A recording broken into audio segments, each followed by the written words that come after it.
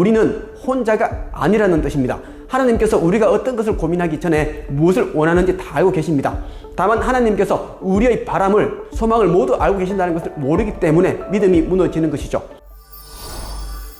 사람들은 육체적인 것과 영적인 것을 구분하지 못합니다. 그렇다 보니 눈에 보이는 것이 전부라고 생각합니다. 눈에 보이는 것들은 영적이지 못한 것들이죠. 영원하지 못한 것들은 육체적인 것, 물질적인 것에 속하죠. 변하지 않는 것이 진짜입니다. 영원한 것이야말로 진리입니다. 우리의 영혼은 영원불멸합니다. 영원불멸한 존재가 유한 3이라는 존재처럼 생각하고 행동해서는 안 되죠. 이런 그릇된 모습이 우리 스스로 신성을 잊고 살게 합니다. 땅에 매인 육체적 인간으로 살게 하는 겁니다. 하나님께서는 매 순간 우리를 사랑하고 계십니다. 우리가 어떤 일을 계획하고 실행할 때 함께 하십니다. 이것이 진리죠. 우리는 진리를 따를 때 3차원의 세계인 지구별에서 천국처럼 살 수 있습니다. 지구별에서 천국처럼 사는 사람들만이 죽어서도 천국을 경험하게 됩니다. 결코 천국은 착한 사람이 되거나 신발 밑창이 떨어지도록 종교시설에 다니는 사람들에게 주어지는 사후의 보상이 아닙니다. 지금 살고 있는 이곳이 바로 천국입니다. 지옥과 천국은 생각과 감정, 깨달음에 있는 것이지 특정한 장소가 아니라는 뜻입니다. 우리에게는 두 부류의 부모가 있습니다. 한 부류는 우리를 낳아주신 육체적인 부모이고 다른 부류는 우리 영혼의 근원인 하나님입니다. 대부분의 사람들은 육체적인 부모만 부모로 생각할 뿐 하나님에 대해서는 까맣게 잊고 살고 있죠. 진짜 부모는 하나님입니다. 육체의 부모 역시 아버지 하나님으로부터 나왔기 때문입니다. 지극정성으로 날 낳아주신 부모에게 효도하는 것 이상으로 하나님을 사랑하고 섬겨야 합니다. 그 어떤 나무도 뿌리 없이 자라지 못하기 때문이죠. 포도나무에 포도가 주렁주렁 열릴 수 있는 것은 뿌리가 있기 때문입니다. 우리에게 있어 뿌리는 하나님입니다. 하나님을 알고 하나님을 느끼고 하나님을 생각하는 사람은 온 우주가 도와주는 그리스도의 삶, 복된 삶을 살아가게 됩니다. 성경의 고린도전서에 보면 이런 문구가 있습니다.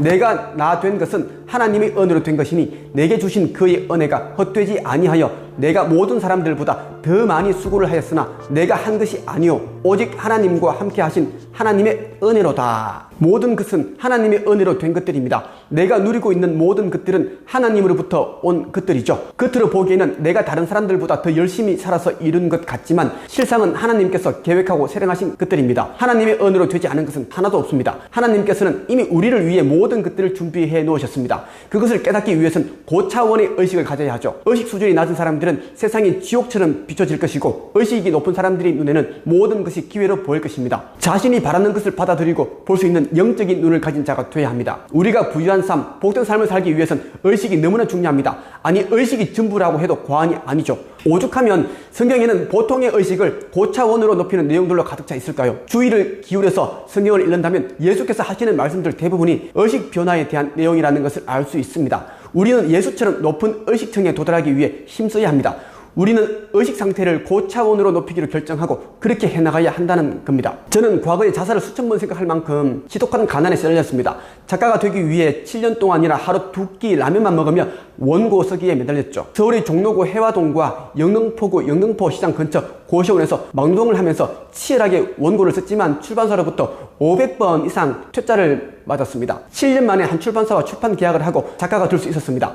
너무나 가혹했던 서울 생활을 정리하고 대구 남구 대명동에서 다시 시작해야 했죠. 보증금 20만 원에 월세 17만 원짜리 월세방에서 자취하면서 눈부신 꿈을 이루기 위해 고군분투했습니다. 제가 살 길은, 성공할 길은 꿈을 실현하는 것밖에 없었죠. 1년 후 갑작스레 아버지께서 음독으로 세상을 떠나셨습니다. 그때 저의 나이 28살이었죠. 당시 정말 마음이 아팠고 슬펐고 죽고 싶은 마음뿐이었습니다. 아무런 미련 없이 세상을 버리신 아버지가 원망스러웠습니다. 한순간의 잘못된 선택으로 순식간에 생에서 사로 넘어갈 수 있다는 사실이 또 너무나 충격적이었습니다. 저도 아버지를 따라가고 싶다는 마음이 들불처럼 일었습니다. 모두 내려놓고 싶었죠. 그러나 저는 죽은 자보다 살아있는 자들을 생각해야 했습니다. 그 누구보다 홀로 계신 어머니를 생각해야 했습니다. 저 자신보다 남편을 잃은 어머니의 마음이 더 괴로울 것이기 때문입니다. 그리고 곧 닥쳐올 시련들과 마주할 마음의 준비를 해야 했습니다. 우리 가족은 준비가 되지 않은 상태에서 아버지의 죽음을 맞이했기에 모든 것이 혼돈이었습니다. 더군다나 빚밖에 없는 고향집의 형편에 300만 원이라는 장례식 비용도 부담이었죠. 당시 IMF로 다니던 회사에서 구조조정을